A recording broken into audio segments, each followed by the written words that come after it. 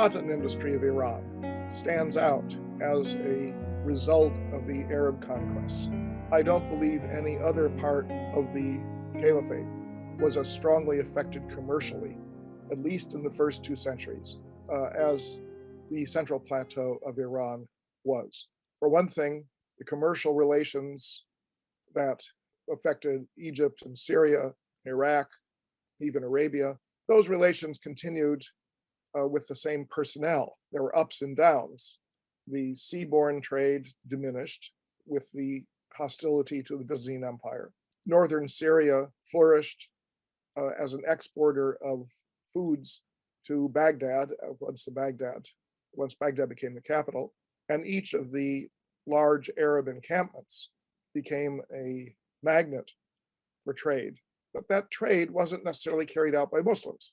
You had merchants who came to service the needs of large Arab armies, or indeed tribal groups that include women and children. And because there was a lot of money in these encampments from the loot, the booty that was garnered during the conquest, trade around these military centers flourished, I believe. But the personnel didn't necessarily change very much. In Iran, you had a personnel change. That is to say, before the Arab conquest, merchants in Iran tended to be specialists on the Silk Road that moved goods across Central Asia, starting in China, ending up in Mesopotamia. Those merchants continued to do what they were doing, I believe. But the cotton trade was under new people because it came from the commercialization of agriculture and the growth of cities that were manufacturing cotton cloth. Because the cotton was being produced on land that had been brought under cultivation by Muslims, for the most part, some Zoroastrians or non-Muslims, but for the most part, judging from names, by Muslims. That meant that the people who were growing the cotton, processing the cotton, weaving the textiles, and exporting the cotton, they were mostly Muslims. In terms of the medieval trade situation, was a striking phenomenon. It's often been observed that medieval trade networks tended to be specific to religious or ethnic groups. That is to say, Jews traded with Jews, Zoroastrians with Zoroastrians, Hindus with Hindus, Armenians with Armenians, etc. And the reason for this was fairly obvious. Communications between people within a network were the source of information about prices and about supply and demand in different areas. That was a professional inside information. That was professional secrets to some extent. And this is the reason these traders tended to communicate in their specific languages. So the Armenians would communicate in Armenian, the Jews in Hebrew, or at least in Hebrew script, and so forth. It wasn't perhaps CIA level secrecy, but this was part of the professional benefit that came from belonging to a group that also was engaged in trade. So now you had Muslims becoming engaged in trade, and in a trade that very quickly proved to be extremely lucrative. How did they carry out the trade? Well, they did not have a secret special basis for communication. It's true they were Muslims and the other traders were not Muslims for the most part. Simply belonging to the Muslim faith did not give them an interior sort of secret means of communication. I believe that what they did was to devise their own communication based upon writing in Arabic characters. If they were Arabs, they could write in Arabic. But if they were not Arabs, or they were Arabs who had been settled for a generation or two and had assimilated to a Persian-speaking or Middle Persian-speaking community, if they were not able to write in Arabic, they could possibly communicate by writing their own language, Persian, say, in Arabic characters. This, I think, is the origin of the New Persian language for two reasons. First, because it gave the merchants a special language that could be used for their benefit in commercial transactions across substantial areas of geography. And second, because it took the existing Middle Persian languages and simplified them and made it easier for someone in the Northeast to communicate with someone from the Southwest in a simplified language. I think that the new Persian language was a trade language and that it flourished because there was a new trading network. By contrast, the Egyptian merchants, I think, continued to carry on for some time in Greek or Coptic, well, Greek primarily. And the Syrian merchants continued to carry on in Aramaic. I don't think that there was a need for a specialized communication because there was no new cohort, no new population of traders in other areas. Gradually, the Egyptian and the Syrian and the Iraqi men of commerce converted to Islam, to be sure. And these networks ended up being Muslim networks. But you didn't have the very quick need for a specialized means of communication in any area outside of Iran. And I think this is the reason why, of all of the conquest fields of the early 7th and early 8th century, it was Iran that retained its language and turned it into a written language based on the Arabic alphabet. It is striking to me that when the central caliphate decided that there should be a uniform coinage that would apply to both dirhams, the silver coins of the East, and dinars, the gold coins of the West, that the common denominator would be that they would all be in Arabic writing. In other words, Arabic writing, the alphabetic system, became the primary symbol of Islam at the level of the caliphate. If you saw a coin with Arabic writing on it, you could assume that that was authorized by the Islamic caliphate, whether you could read the coin or not. The coins are extremely difficult to read. Today, numismatic specialists can be quite buffaloed by some of the inscriptions. So who were these merchants? They were Muslims, as I say. They were also people who were on the move a great deal. Why were they on the move? I mean, when you think of exporting cotton, why couldn't you simply bale up some cotton fabric, stick it on a camel, and simply ship it off to Baghdad or Damascus or some other location? You could, of course. But in fact, enormous numbers of these Muslim traders in Iran went personally with the caravans. Why would they do that? We talk about searching for the hadith of the Prophet, the stories, the ahadith, the anecdotes and quotations attributed to the Prophet and his family and his immediate associates from the early 7th century, the beginning of Islam. The idea of collecting these stories is a very specialized concern for early Muslims. But we shouldn't exaggerate that because it is common in areas of conversion to have pilgrimage. Chinese pilgrims, we call them pilgrims. They weren't going to a specific pilgrimage spot, but they would cross Central Asia if they were Buddhists, and they would go to Afghanistan and India because they wanted to go to the homeland of the Buddha. Christians would make a pilgrimage to not just to Bethlehem or Jerusalem, but also to the early cities of Christianity like Antioch in Syria or Alexandria, Constantinople, Rome. These were places that people went to for a specific purpose as an expression of their faith. They wanted to go where their holy forebears had lived and trod the pavements. They wanted also to acquire mementos. And the mementos they acquired were often specific to the religion that they belonged to, so that Christians often would seek to acquire relics, physical remains of saintly figures from early Islam. Whether they were genuine or not was a matter of indifference, because they were brought back by a pilgrim, say, to Rome, then put in an ornamental case and established in a church, and the church then becomes known by its relics. The Chinese pilgrims collected sutras. They collected texts that were in Sanskrit or Pali, Prakrit, and they would translate these into Chinese, or they would bring the actual Chinese text back to the actual Indian text back to China and translate it there.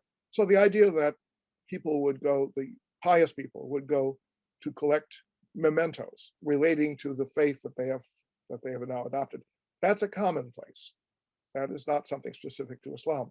But somehow, as history students, we have tended to look upon collecting hadith as something very different and very special. And the study of who collected hadith and how and where, and particularly the study of whether the hadith were genuine, is at the core of a large percentage of studies of the earliest Islamic centuries. On the other hand, is the question of whether an anecdote attributed to the Prophet genuine. Is that any different from the question of whether a finger bone of Saint Fulan in a church in France brought from Rome, whether that's genuine? Now, we tend to look upon saints' relics and the insistence that they're the actual physical remains of some martyr. We tend to look upon that as sort of, or at least I, as a historian who's not deeply engaged with the Christian religion, we tend to look upon that as a kind of silliness, that people would go to the market and buy a physical chunk of some martyr. But it wasn't considered silliness at the time. And the question of whether it was genuine or not genuine wasn't raised initially, because it was a matter of faith and piety that made the activity of acquiring relics through pilgrimage an important religious activity. So I think that the people who focus on whether the hadith of the Prophet were genuine or not genuine, where they are following a tradition that grew up in the Muslim community of raising exactly that issue of what is the soundness of a particular hadith. That was not initially, I don't think, a huge concern. It was more important simply to acquire this, not acquire it necessarily to convey it, but acquire it as part of your sacred personal treasury. You knew this story about the Prophet. And how are you going to get that story? Well, you would have to go to some place where stories about the Prophet circulated. Where were those places? They were mostly west of Iran. And this meant that you had people, Muslims in Iran, who would travel to the west to seek out in Baghdad or Basra or Kufa or Mecca or Medina, other places in the west. They would seek out stories about the Prophet, and they would add them to their own treasury of sacred lore. When they got back to their hometown, some of them, in the course of time, recited these stories they'd heard and became teachers of hadith. But most of them did not. If we have from a given city in Iran, as we do from Nishapur, is the city I'm thinking of, if we have 1,000 people who we know traveled to the West to acquire hadith of the Prophet, we have nowhere near 1,000 known teachers.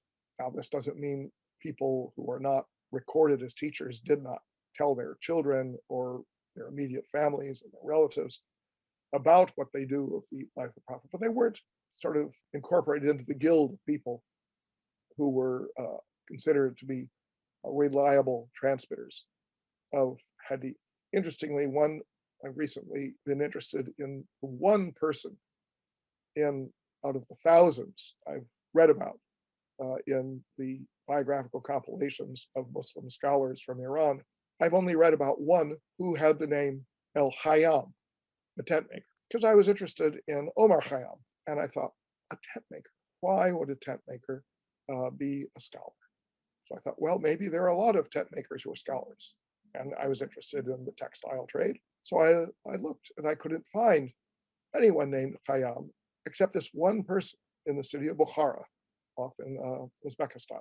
And he was known for having a large store of the hadith recited by people in Bukhara, because he never left the city. He was someone who was not he didn't travel, he felt a island, not for the searching out of sacred lore, but he's collected it from local people. It's also been noted that he was not considered very reliable as a source, so he doesn't become a famous teacher.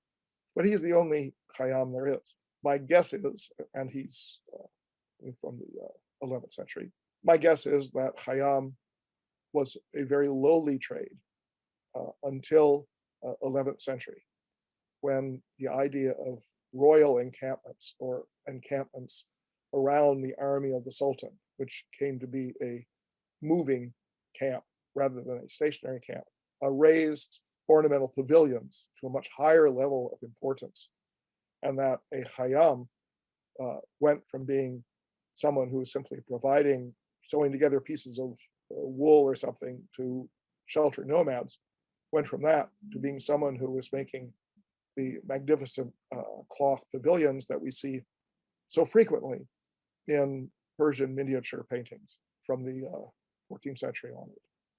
So I think that Khayyam changes. But nevertheless, it's a good example because when we look at the occupations of the people who traveled, as we extract them from these biographical dictionaries, we see, as I've mentioned, that 40% of them seem to be engaged in the cotton trade. And the others are the most important trade after cotton is simply someone who's called a trader, a tajir, probably someone who is branching out from the core trade in cotton into buying and selling other commodities. And then when you look at the other people, they tend to be at the upper level of the economic order of the time. So you have people who deal in perfumes and unguents and expensive things of that sort, people who deal in leather goods, people who are exchangers of money, people who are involved in sometimes in crafting metals, either iron, hadid, or copper. But the textile trade is the most important. What you do not see are the lowest level of workers, the fishermen, the weavers, the potters. And so you can see there's an economic hierarchy, and the people who are collecting the traditions of the Prophet are people who are of some substance in the community. Now, this is a change for Iran. The elite of the pre-Islamic period were people who lived on their lands, who had, as I've mentioned before, a sort of manor house with villagers who lived around him, would be sort of the lord of the land. And when he traveled, tended to travel in the army or in relation to the court. This was not a highly mobile population. They were able to be mobile. They had the horses, they had the economic background and so forth, but they didn't have that much reason to move off their land, except on military campaigns when they were called upon. But now you have a civilian population. By and large, the people who collected hadith were not in the military. Some were, and sometimes it's mentioned specifically that they engaged in fighting on the frontier of Islam or something like that. But that's a rare mention. Ordinarily, these are simply civilians who are piously engaged as Muslims and who are lucratively engaged as merchants. So they're communicating with each other in Arabic and then gradually in a new language that is a combination, easily understood, simplified version of the half dozen or more Middle Persian languages that were spoken in different parts of Iran. One of the important things here is that the different parts of Iran now become connected by trade routes. The trade routes of the pre-Islamic period tended to focus on getting across the Silk Road in the north or feeding into Mesopotamia in the southwest, in Fars province. But now you have a lot of trade internally within Iran. Now, it isn't always cotton, because one of the things, as I mentioned, that is important to think about commercially is that as the cotton manufacturing centers prospered and grew in population, they also had their own needs, and they had to have their own goods brought in. They had to have food, building materials, charcoal, etc.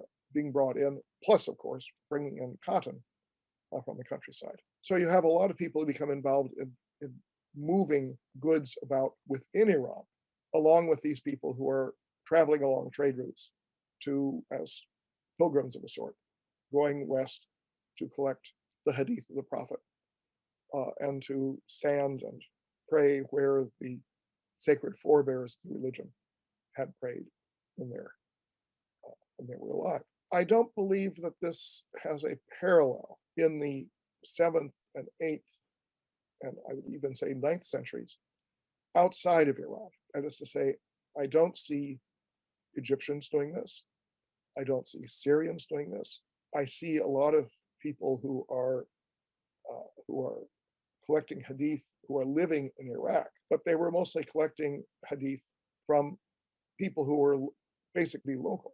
The big cities of Iraq were military encampments, Basra, Kufa, and then Baghdad, Wasit.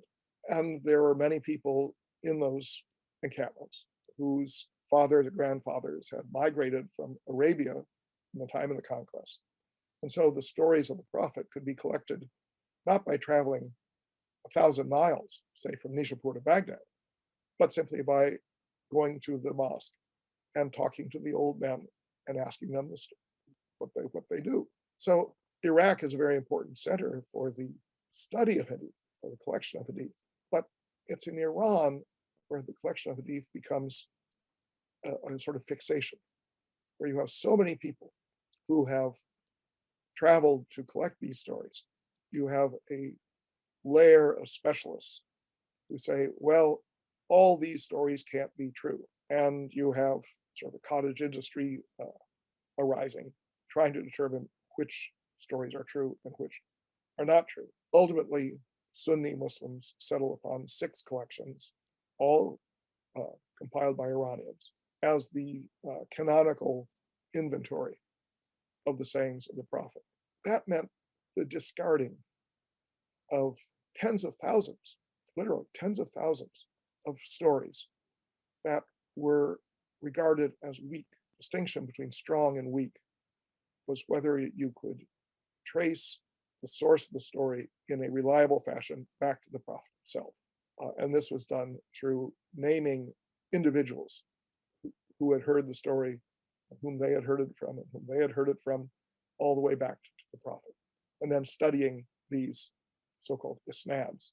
Within any community in Iran, let's say an urban community, there were people who were noteworthy for their knowledge of Islam. But once you had an effort on the part of these specialists to distinguish between reliable hadith and unreliable hadith, that had a striking effect locally, because supposing there was a highly regarded figure in your town who knew hundreds of stories about the Prophet, and then someone somewhere announces, well, everything he knows is fraudulent. He's simply a fabricator. How do you feel if you were a Muslim who's living in that town? How would you feel today if you were revered professors at Columbia University or Harvard University or someplace, and someone somewhere said, they're all frauds? Well, they may be frauds, but the idea that you can have a technique that discredits hundreds, thousands of people thought to be sources of emulation as Muslims, I think it's hard to imagine the degree of disruption and disturbance that this process generated, because we live in the period after this winnowing of the huge number of hadith has occurred. We tend to say, well, we no longer have extensive lists of all the hadith that were discarded, but it makes no difference because they were weak, and we don't really care what was in them, even though some of them have survived simply because they're so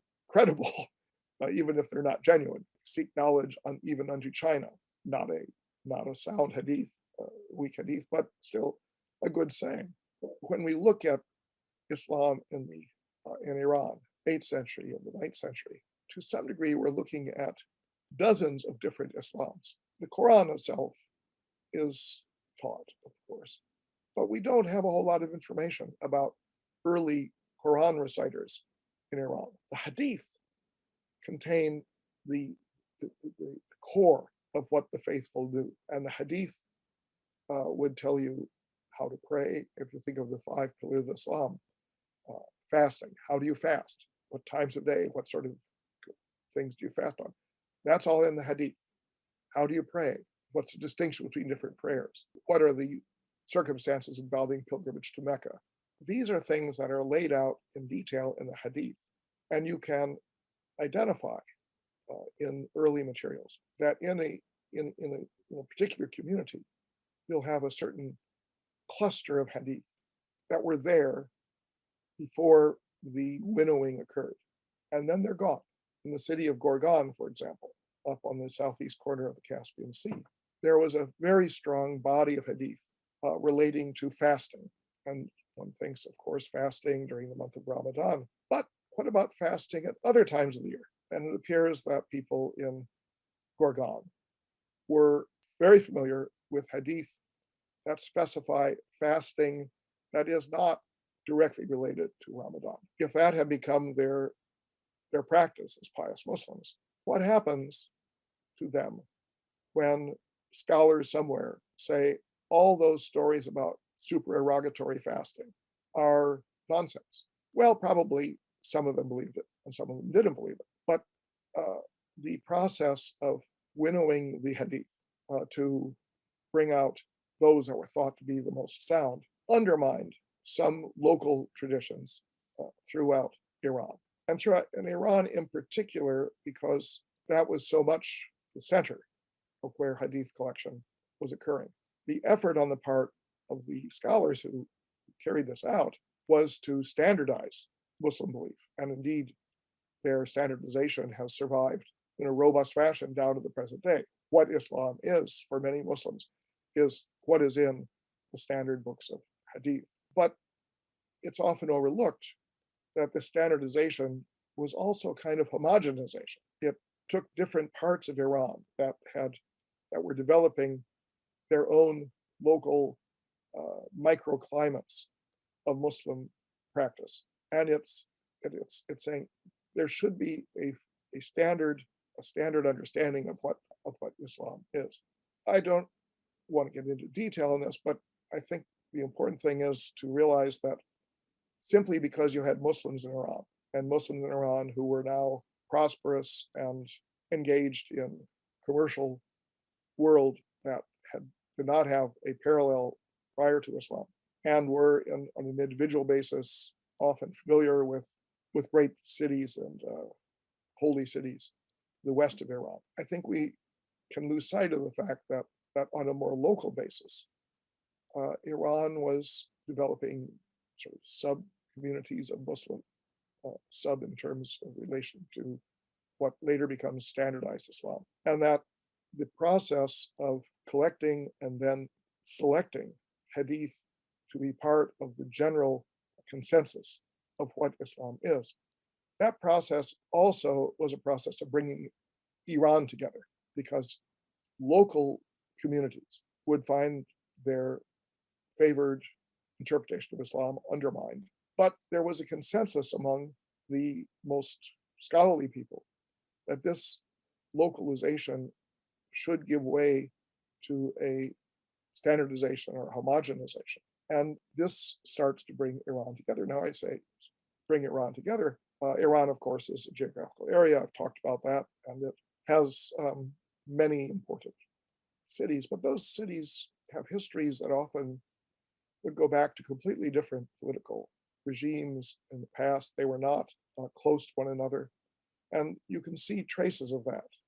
For example, in Nishapur, there was an emporium devoted to commercial activities from the province of Fars in the southwest. And the Farsis would be a group of people who had their own commercial connections, yet they were Iranians. There's this question that historians have asked again and again in the last century at least, as to when does Iran become a country? And the preferred answer for most people traces the lineage of kings. But the problem is that when you're starting with the Arab conquest of Iran, you're going through a period in which there are no kings, no Persian-speaking kings, for a period of 200 to 300 years. Well, in the fullness of time, of course, you could say, well, what difference does 2 or 3 centuries make? Well, that's the entire formation of the United States down to the present day. And you cannot simply belie 2 or 3 centuries. Things happened, people lived, people thought about things. Did they think about whether they lived in Iran? Or did they think they lived in Khorasan in the northeast, or lived in Fars in the southwest, or lived in Kerman and Hamadan in some other part of the country without really thinking of the country as a whole? Well, I think that the effort to standardize the hadith is a major component of the creation of a sense of Iran as a territory with a certain integrity to it, and also as a territory of the Muslim world, as opposed to a territory of a ruling dynasty, which might expand or contract depending upon their military fortunes at any given point in time. When we talk about the pre-existing Sassanid Empire, for example, it depends on which ruler you're talking about. What is the size of the Sassanid Empire? Because some would win wars and some would lose wars. So here you are having a new way of saying, what is Iran? It isn't a question of what is ruled by a ruler, but you're beginning to get a sense that it's a place where the dominant discourse is becoming informed by Islam in place of earlier discourses of Zoroastrianism, Judaism, Christianity, and Buddhism. Although those still exist in ever shrinking minorities, nevertheless, the dominant discourse is that of Islam. And the discourse of Islam becomes standardized basically in Iran on the basis of the vast collections of hadith that are compiled by Muslim Iranians who travel on the trade routes going to the West as pilgrims to collect stories of the Prophet. So Iran is now coming into being as a Muslim land, and this is something new, but it's also coming into being as a linguistically defined Muslim land, because over time, the trade language of the people who are traveling on the caravan routes rises to become a language of poetry, a language of royal decrees, and so forth. The emergence of the Persian language, of the new Persian language, is recognized by everyone as a terribly important part of the formation of Iranian identity. But it's often associated, I think, because of the tradition that Iran is best understood as the domain of kings.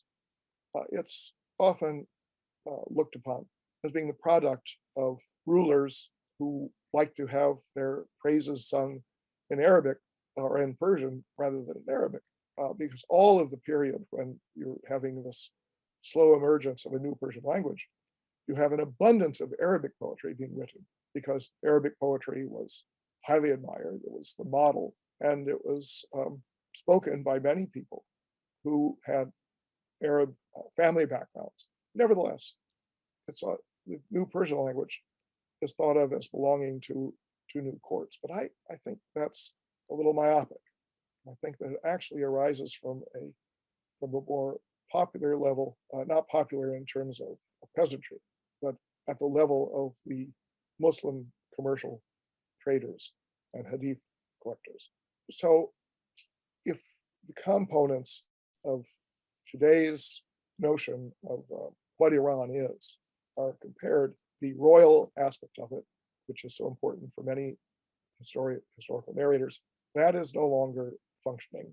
And the geographical definition is changing because the interior plateau has arisen as a terribly important economic center and productive center, exporting center for Iran. But now you have the religion and the poetry coming into play. In people who focus on Iran today will often say, well, it's a Shiite, Persian-speaking country that's always been ruled by Persian kings. And this is a broad generalization, but for the first centuries of Islam, no kings, the language is emerging and the Muslim faith is emerging, but they're emerging within a particular stratum of society. Well, that stratum of society, when you look at them, you have to ask who they are. Where do they come from? For in some cases, we can look at their genealogies and say, well, they had a great grandfather who was an Arab, or they had a great great grandfather who was an Arab, or they have always been an Arab family and they intermarried with other Arab families. But over time, the number of Arabs or the number of people descended from Arabs who identify themselves by their Arab heritage, that gets overtaken by local families that do not have those sorts of roots. This gives rise to a certain amount of tension. As you can imagine, the Arabs who came into Iran, who did not settle in simply a single one or two military centers, but settled in different parts of Iran as garrisons to protect the conquest territory. As you can imagine, in the early Muslim communities, these people really saw themselves as the Muslims of Iran, and they were an incoming population. In the city of Gorgan, each segment of a tribe that settled in Gorgan had its own mosque, and the names of the sections of the city were initially the mosque of so-and-so or the mosque of so-and-so, different tribal factions. In time, those names get lost because the Arab identity diminishes. There is, however, a question whether that was a source of friction. I want to suggest, and I will go into more detail in my next lecture, is that the people who were engaged in Islam earliest, Arabs and Persian converts to Islam alike, thought of Islam as their thing in a broad geographical territory in which Islam was a minority, and initially a very small minority. At a later point, 200 years later, say, the people who become part of the Muslim community don't necessarily wish to defer to the credentials of these earlier people. It's a little bit like the Andrew Jackson era in American history. You had creation of the American Republic focused on the people of planters from Virginia and other seaboard states, the traders of Massachusetts, and populations in between, largely trading populations in New York and Philadelphia. Then you get to the era of Andrew Jackson, and suddenly people from Kentucky and Tennessee are walking around the Capitol, spitting tobacco juice and chewing on cigars and priding themselves on being, we're the real Americans. If you were a blue blood Virginian with a horse farm out in the country, and you saw these frontier buckaroos behaving as though they actually belonged in Washington, I can imagine that you felt that there was something coming apart in your society, in the way some Americans now feel, that there's a division in their society on a stratum of blue state and red state. These are not things to be ignored. They're transitory in the sense that at a certain point, the frontier buckaroos become the establishment, or they fail to become the establishment. And I think that the tensions in Iran that related to an early establishment and a later challenge to that establishment get played out in both a religious arena and in a political arena, and ultimately lead Iran in a new direction that does not ever fully develop because of external factors related to the Mongol conquest of the 13th century. So I will pursue these tensions in my next talk. Thank you very much.